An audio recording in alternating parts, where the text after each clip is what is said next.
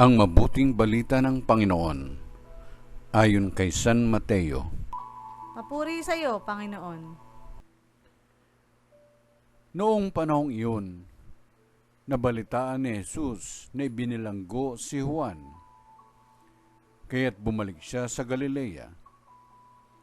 Ngunit hindi na siya sa Nazaret na nirahan, kundi sa Capernaum.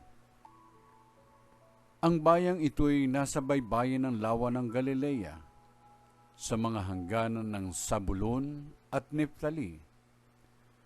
Sa gayoy, natupad ang sinabi ni Propeta Isaias.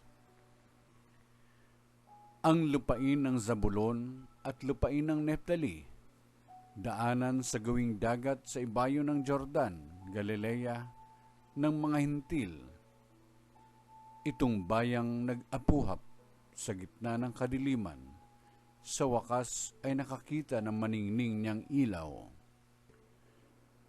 Liwanag na taglay nito'y siya ngayong tumatanglaw sa lahat ng nalugami sa lilim ng kamatayan. Magmula noon ay nangaral na si Jesus. Ang sabi niya, pagsisihan ninyo't talikdan ang inyong mga kasalanan, sapagkat malapit nang maghari ang Diyos. Nilibot ni Jesus ang buong Galilea. Nagtuturo sa mga sinagoga at ipinangangaral ang mabuting balita tungkol sa paghahari ng Diyos.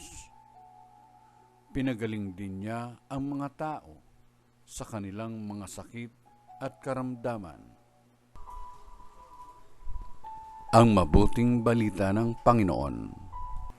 Pinupuri ka namin, Panginoong Jesucristo.